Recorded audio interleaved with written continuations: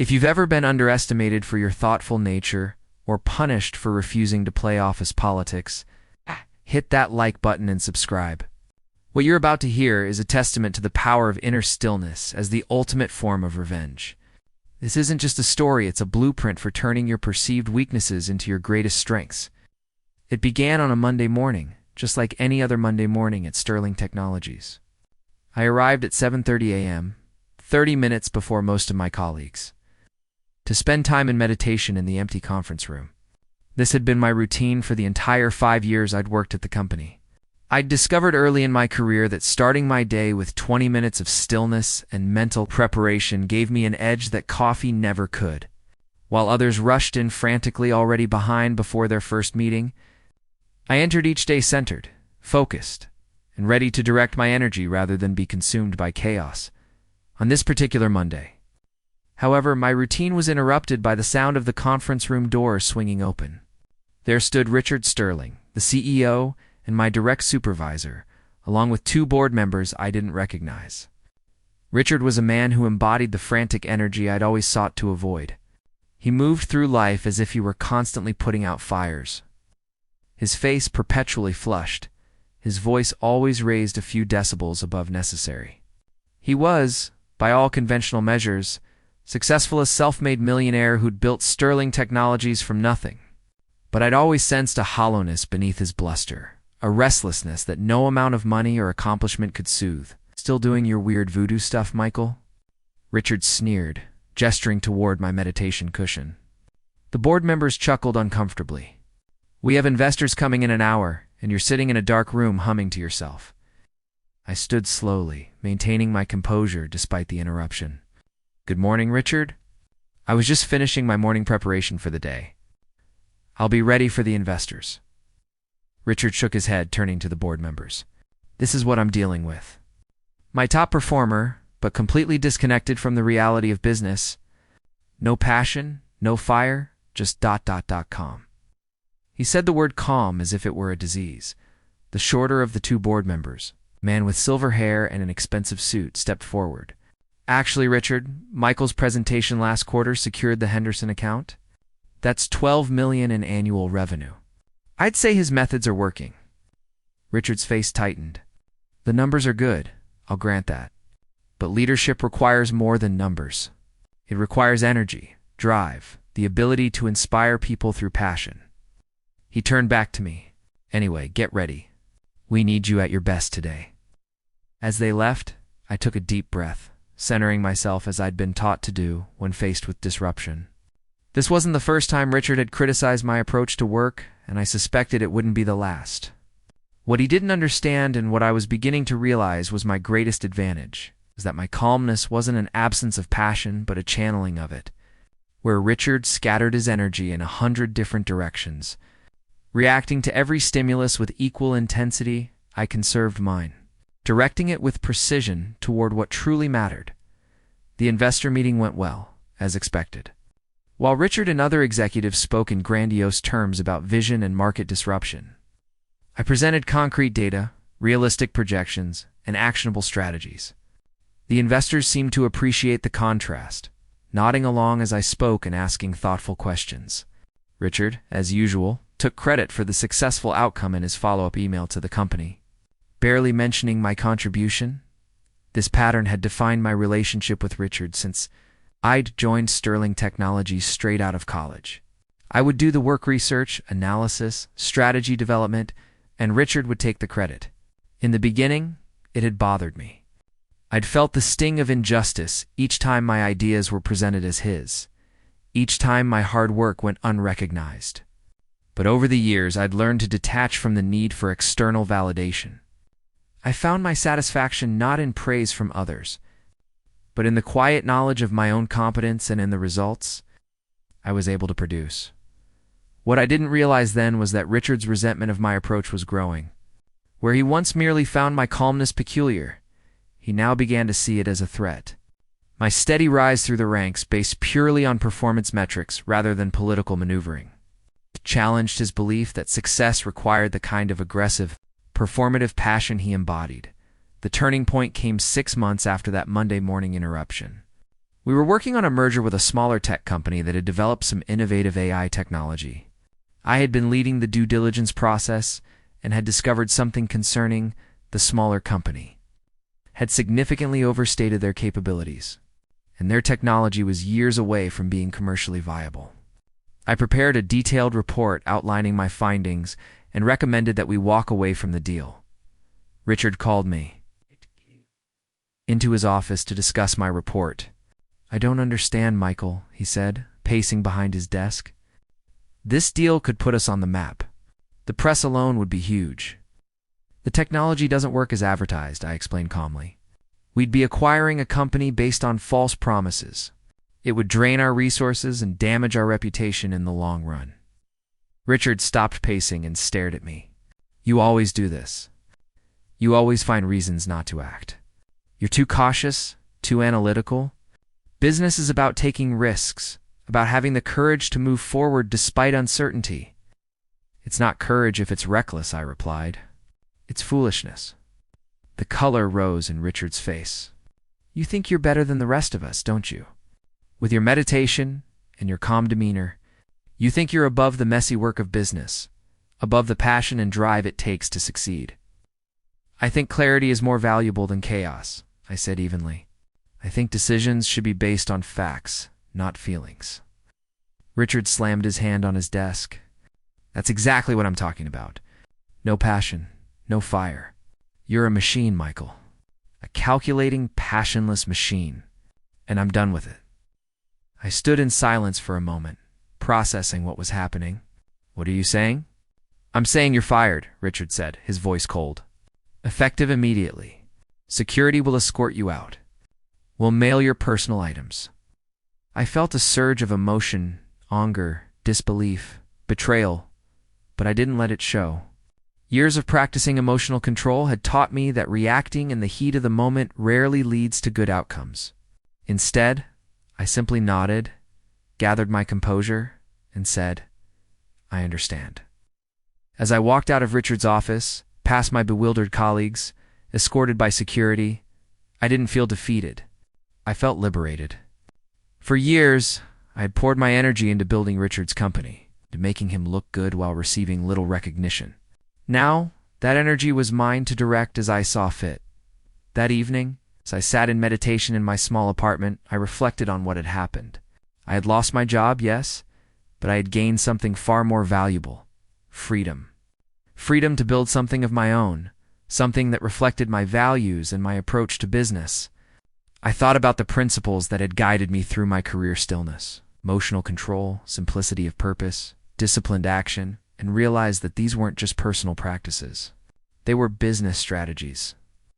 Strategies that, if applied correctly, could lead to extraordinary success. The next morning, instead of searching for another job, I began planning my own company. I spent the first week in deep contemplation, defining my purpose and values. I knew that I wanted to build a company based on the principles that had served me well: clarity over chaos, substance over style, long-term value over short-term gains. I named the company Clarity Solutions and set out to develop a business plan. The first 6 months were challenging. Without the resources of a large corporation behind me, I had to be creative. I used my savings to fund the initial development of a software platform that would help businesses make data-driven decisions. I worked from my apartment, often putting in 12-hour days. But unlike at Sterling Technologies, these hours felt purposeful. I was building something of my own, something that reflected my vision.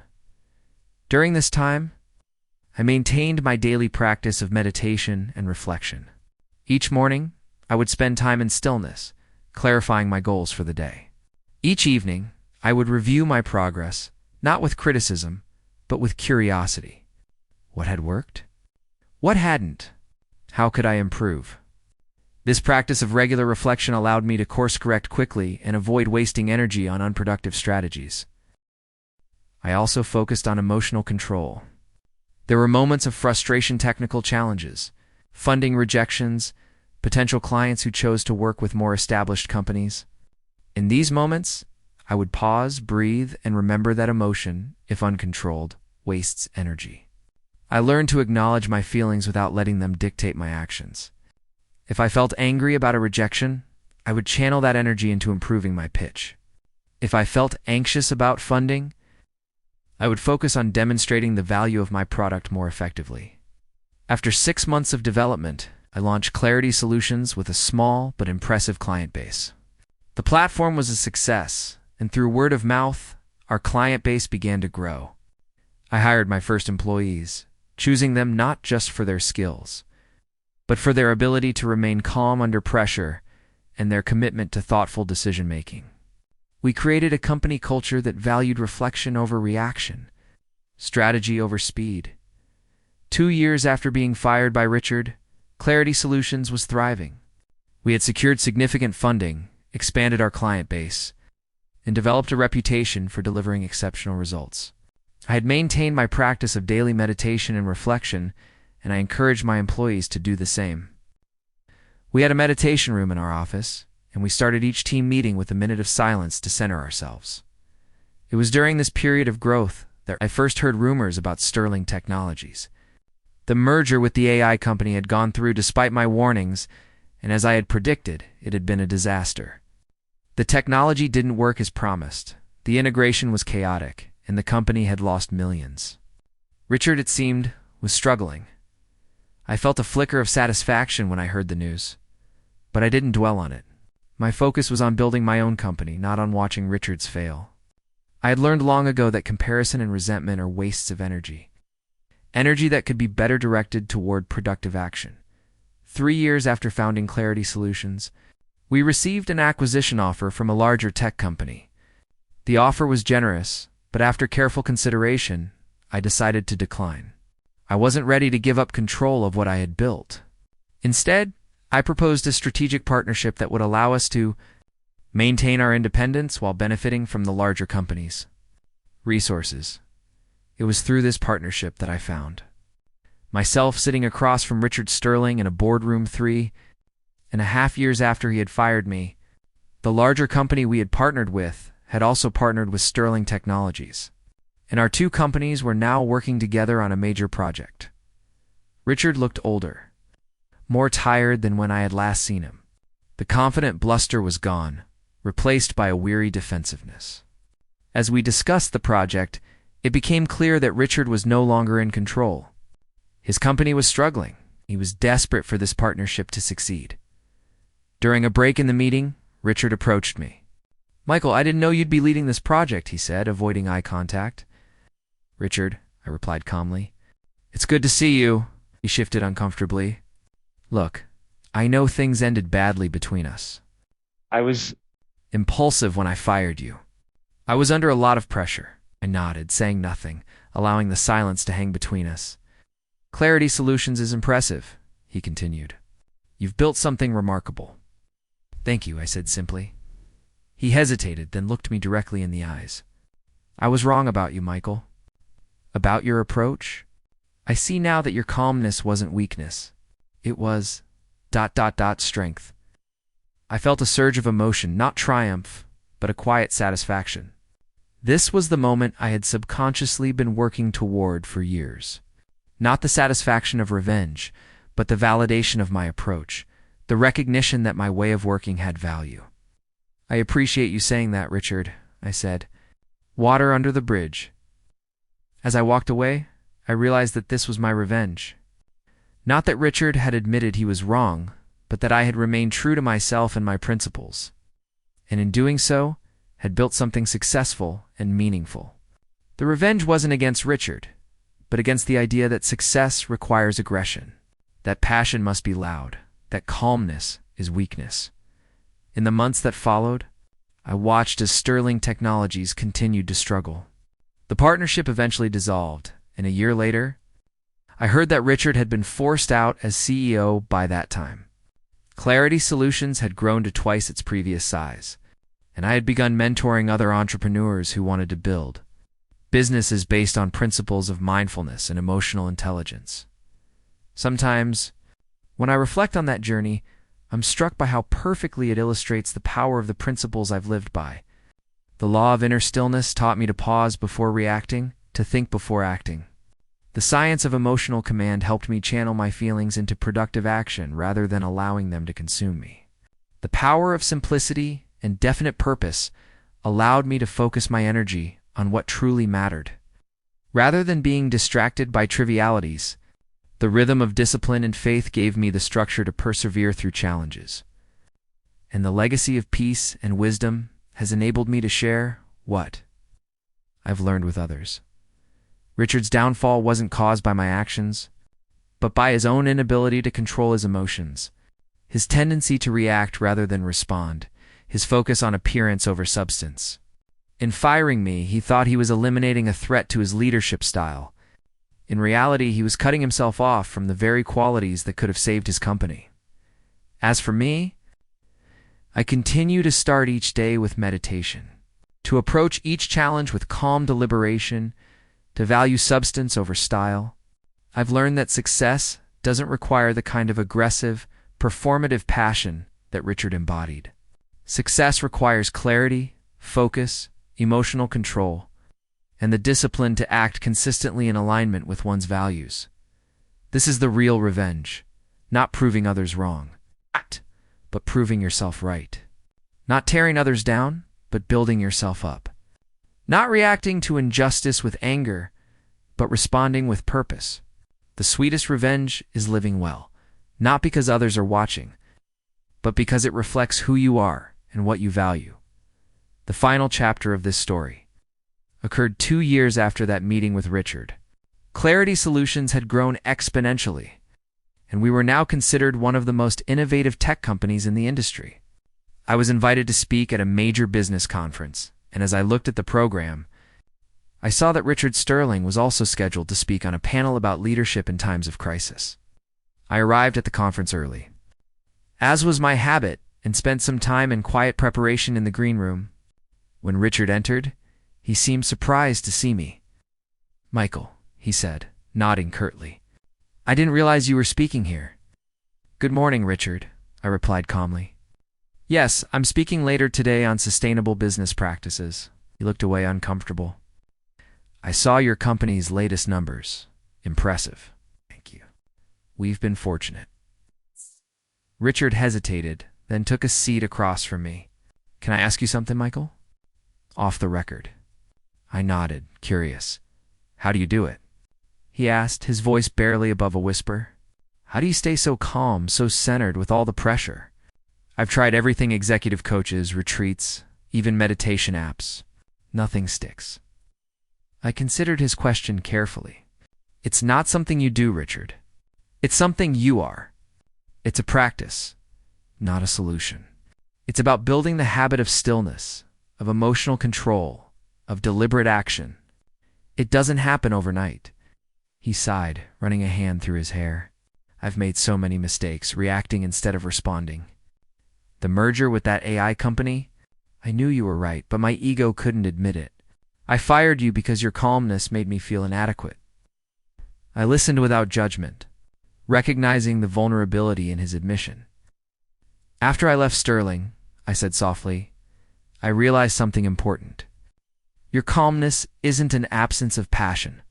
It's the channeling of passion. Your emotions aren't enemies to be defeated. They're energy to be directed. Your stillness isn't weakness. It's power." Richard looked at me, his eyes filled with regret.